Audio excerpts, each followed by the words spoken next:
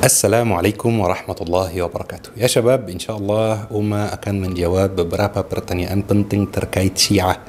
Kenapa kira-kira Syiah membenci sahabat Rasulullah sallallahu alaihi wasallam, membenci Abu Bakar As-Siddiq, membenci Umar bin Khattab, dan yang lebih aneh lagi, kenapa Syiah membenci istri Rasulullah sallallahu alaihi wasallam, As-Sayyidah Aisyah, istri serumah dengan Rasulullah. Rasulullah telah memilihnya sebagai istri. Kenapa mereka benci dengan Sayyidah Aisyah? Apa alasannya? Kira-kira ada nggak alasan yang masuk akal dari narasi Syiah? InsyaAllah kita akan membahas dan Uma akan menjawab semua pertanyaan ini dalam kajian sejarah. تعلمت عنك الكثير فأرجو استقام الخطى والمسير. Sebelum kita membahas apapun tentang Syiah, kita harus ketahui dulu bahawa Syiah itu bukan satu kelompok. Tidak ada satu kelompok gitu yang namanya Syiah. Syiah itu puluhan kelompok, bahkan ratusan kelompok. Banyak kelompok di Syiah. Maka kita harus tentukan dulu, kita ini membahas Syiah yang mana. Syiah itu banyak kelompok. Ada beberapa dari Syiah yang ajarannya sangat jauh dengan ajaran kita Ahlul Sunnah wal Jamaah, dan ada beberapa kelompok dari Syiah yang ajarannya dekat dengan Ahlul Sunnah wal Jamaah. Maka kita harus tentukan kita ini bahas Syiah yang mana. Secara umum ada 3 kelompok Syiah yang paling terkenal di dunia, ya. Ini 3 yang paling terkenal. Yang pertama namanya Syiah Zaidiyah. Syiah Zaidiyah itu ada di Yaman. Mungkin kalau teman-teman baca berita Timur Tengah, ada kelompok namanya Al-Houthiyun atau Al-Houthiyin, ya. Ini Syiah Zaidiyah. Kelompok Al-Houthiyin ini manhajnya atau agamanya Syiah Zaidiyah. Dan ini kelompok Syiah yang bisa dibilang paling dekat ajarannya dengan Ahlul Sunnah wal Jamaah, karena mereka tidak membenci sahabat Nabi Muhammad sallallahu alaihi wasallam, dan mereka tidak membenci istri Nabi Muhammad sallallahu alaihi wasallam, As-Sayyidah Aisyah. Tetapi mereka minoritas, teman-teman. Tidak sampai 1% dari jumlah Syiah yang ada di dunia. Ini kelompok yang pertama, dan bukan ini yang kita akan bahas hari ini. Ada kelompok yang kedua, namanya Syiah Ismailiyah. Dan ini Uma sudah bahas di kajian sejarah yang lain. Ini kelompok Syiah yang paling jauh ajarannya dari ajaran Ahlul Sunnah wal Jamaah, dari ajaran Islam. Dan bukan ini yang akan dibahas hari ini juga, karena mereka juga minoritas. Kemudian ada kelompok yang ketiga, teman-teman, yaitu Syiah Ithna Ashriyah, Syiah ke-12. Dan ini Syiah mayoritas, teman-teman. Kalau teman-teman di sosmed melihat video tentang Syiah, kemungkinan besar ini video Syiah Ithna Ashriyah, Syiah ke-12. Ini Syiah yang ada di Iran, ini Syiah yang ada di Irak, ini Syiah yang akhir-akhir ini mulai muncul di Indonesia, teman-teman. Syiah ke-12, dan ini mayoritas Syiah yang di dunia itu Syiah ke-12, Syiah Ithna Ashriyah, dan ini insyaAllah yang akan dibahas hari ini. Dasar pemikiran Syiah atau pondasi pemikiran Syiah, konsep utama dalam aliran Syiah itu satu. Ini konsep utama. Syiah itu dibangun atas pondasi tersebut, atas konsep tersebut. Apa konsep tersebut? Konsepnya adalah yang berhak jadi khalifah setelah Nabi Muhammad SAW meninggal dunia adalah Ali bin Abi Talib dan keturunannya. Misalnya Ali bin Abi Talib, terus Al-Hasan, terus Al-Husain, dan seterusnya. Tidak boleh ada yang menjadi khalifah kecuali dari keturunan Ali bin Abi Talib. Dan menurut Syiah, Rasulullah SAW sudah mewasiatkan kepada sahabatnya bahawa yang menjadi penerus Rasulullah, khalifah Rasulullah adalah Ali bin Abi Talib. Dan ini tidak benar pasti. Rasulullah tidak mewasiatkan khilafah atau tidak mewasiatkan kepemimpinan kepada siapapun. Rasulullah membuka pintunya secara lebar. Yang baik, yang bertanggung jawab, yang berhak, silahkan jadi pemimpin umat Islam, bukan berdasarkan keturunan, karena Islam itu bukan dinasti, bukan kerajaan. Dan menurut Syiah ke-12, dan kalau kita melihat namanya Syiah ke-12. Kenapa angka ke-12? Karena mereka percaya pada 12 imam. Mereka percaya bahawa ada 12 imam yang berhak jadi khalifah setelah Nabi Muhammad SAW meninggal dunia. Imam yang pertama adalah Ali bin Abi Talib. Imam yang kedua adalah Al-Hasan. Imam yang ketiga adalah Al-Husain. Imam yang keempat adalah Ali Zainul Abidin. Imam yang kelima adalah Muhammad Al-Baqir. Imam yang keenam adalah Ja'far As-Sadiq. Imam yang ketujuh adalah Musa Al-Qazim. Imam yang kedelapan adalah Ali Ar-Ridha. Imam yang kesembilan adalah Muhammad Al-Jawad. Imam yang ke-10 adalah Ali Al-Hadi, ya. Imam yang ke-11 itulah Al-Hasan Al-Askari.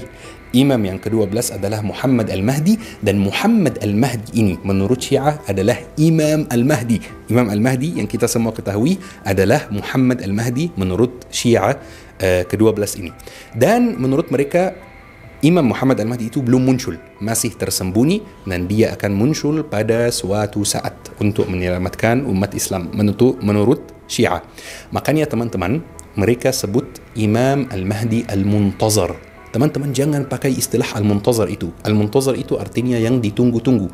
Kita Ahlus Sunnah wal Jamaah tidak menunggu Imam Al-Mahdi. Kalau Imam Al-Mahdi muncul, alhamdulillah kita bayat kepada Imam Al-Mahdi. Tetapi kita tidak tunggu-tunggu Imam Al-Mahdi, tetapi Syiah menunggu Imam Al-Mahdi, dan setiap perayaan mereka teriak-teriak memanggil Imam Al-Mahdi supaya datang.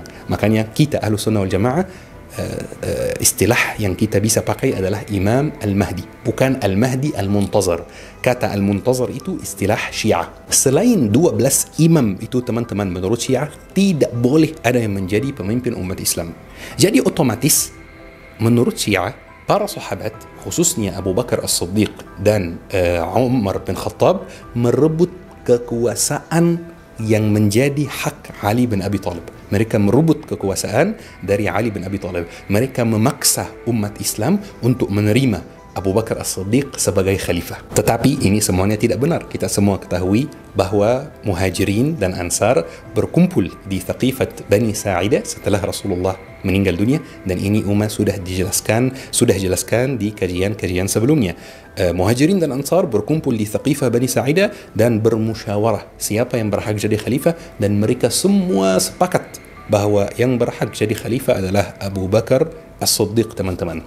Tetapi versi Syiah, Abu Bakar As-Siddiq dipilih menjadi khalifah bukan dengan musyawarah, tetapi dengan paksaan. Abu Bakar As-Siddiq menutupi semua hadis di mana Rasulullah mewasiatkan bahwa Ali bin Abi Thalib yang berhak jadi khalifah, bahkan memaksa semua sahabat yang lain untuk menerima dirinya untuk menjadi khalifah, dan ganggu sahabat yang tidak menerima Abu Bakar As-Siddiq sebagai khalifah. Ini versi Syiah, teman-teman. Makanya mereka benci dengan Abu Bakar As-Siddiq. Tapi bagaimana dengan Umar bin Khattab?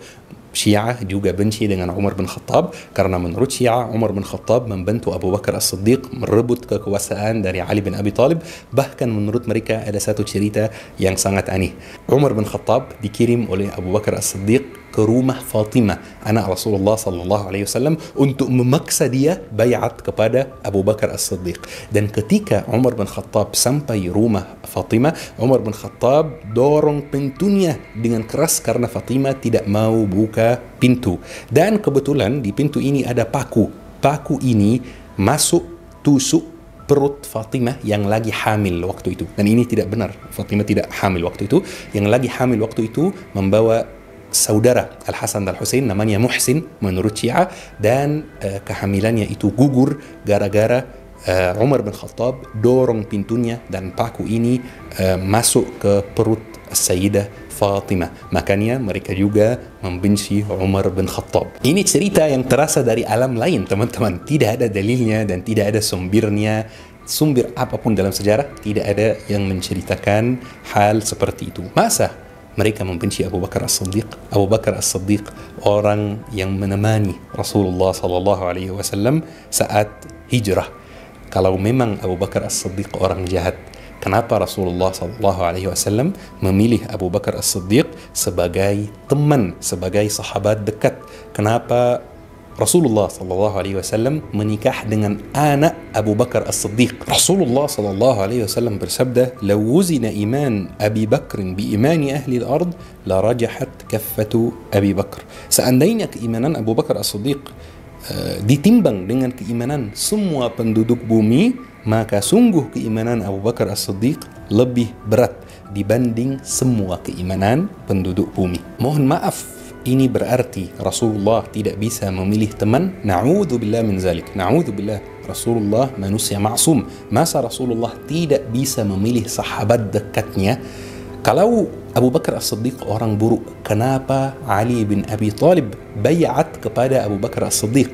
Tercatat dalam sejarah, tercatat dalam buku kita Ahlus Sunnah wal Jamaah dan buku Syiah juga bahwa Ali bin Abi Thalib bayat kepada Abu Bakar As-Siddiq. Ali bin Abi Thalib yang terkenal dengan keberaniannya, yang terkenal dengan kekuatan yang luar biasa. Kenapa bisa terpaksa bayat kepada Abu Bakar As-Siddiq? Ini bukan terpaksa. Ali bin Abi Thalib bayat kepada Abu Bakar As-Siddiq dengan sukarela. Kalau memang Umar bin Khattab orang buruk, kenapa Rasulullah SAW bersabda, "Lau kana ba'di nabiyyan lakana Umar." Seandainya setelah aku ada nabi, maka Umar akan menjadi nabi.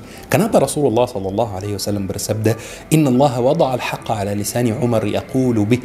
Allah Subhanahu wa taala meletakkan kebenaran di atas lisan Umar. Pertanyaan yang belum ada jawabannya sampai hari ini. Kenapa Ali bin Abi Thalib diam ketika istrinya dikasari? Kenapa Ali bin Abi Thalib diam ketika istrinya kehamilannya digugurkan? Kalau memang kehamilannya digugurkan, kalau memang dikasari, karena tidak pernah dikasari, tidak pernah menggugurkan kehamilannya. Ini semuanya cerita palsu. Kenapa Ali bin Abi Thalib diam? Ali bin Abi Thalib itu sahabat yang terkenal dengan keberanian yang luar biasa, teman-teman. Terkenal dengan kekuatan yang luar biasa. Di salah satu perang, di salah satu ghazwah, umat Islam kelilingi sebuah kastel milik orang Yahudi, kelilingi kastel tersebut. Kemudian tidak ada yang bisa masuk kastel ini karena pintu kastel ini sangat besar dan sangat berat. Ali bin Abi Thalib pegang pintu kastel ini dan lepas pintu kastel dari tempatnya, angkat pintu kastel itu sendiri, teman-teman. Setelah perangnya selesai, ada 60 orang dari sahabat berusaha untuk pegang pintu kastel ini. 60 orang tidak mampu angkat pintunya. Ali bin Abi Thalib angkat sendiri, teman-teman. Luar biasa, Masya Allah. Sangat kuat, teman-teman. Kenapa Ali bin Abi Thalib yang sangat berani, yang sangat kuat, kalau memang istrinya dikasari, kenapa diam? Kenapa tidak membalas? Cerita-cerita yang tidak logika, yang tidak masuk akal, teman-teman. Baik, teman-teman, kita sudah tahu kenapa Syiah membenci sahabat Rasulullah SAW atau mayoritas sahabat Rasulullah SAW. Pertanyaannya sekarang, kenapa Syiah membenci istri Rasulullah SAW atau lebih tepatnya As-Sayyidah Aisyah? Baik, ada banyak tuduhan ya teman-teman. Tuduhan yang pertama itu adalah hadisatul ifk, di mana As-Sayyidah Aisyah dituduh berzina. Na'udzubillah min dzalik. As-Sayyidah Aisyah sangat mulia, sangat suci. Tetapi ayo kita bersama-sama memahami ceritanya, biar kalau ada orang yang menuduh istri Rasulullah seperti itu, kita bisa membalas. Biasanya teman-teman, kalau ada perang atau ada safar keluar kota, Rasulullah memilih salah satu istrinya secara random untuk menemaninya di luar kota. Dan di perang Bani Al-Mustaliq, Rasulullah SAW memilih istrinya secara random, memilih salah satunya. Dan kebetulan yang dipilih adalah As-Sayyidah Aisyah. Maka mereka semua berangkat dan setelah perangnya selesai, mereka balik lagi. Ini rombongan yang sangat besar, teman-teman. Ada makanan, ada minuman, ada banyak unta, ada banyak kuda, ada banyak senjata, dan ada banyak orang juga. Rombongan yang sangat besar. Makanya teman-teman, setiap beberapa jam rombongan tersebut berhenti untuk beristirahat dan kasih minuman kepada unta, kepada kuda yang di sana supaya lebih kuat melanjutkan perjalanannya. Dan dulu teman-teman, kalau ada wanita yang keluar dalam safar seperti ini antara pria-pria, biasanya mereka duduk di atas unta dalam sesuatu yang namanya haudaj. Ya, mungkin bisa editor tambahkan foto haudaj di sini. Itu ibarat box, teman-teman, yang tertutup, yang ditaruh terus diikat di atas unta supaya perempuan, supaya wanita duduk di dalamnya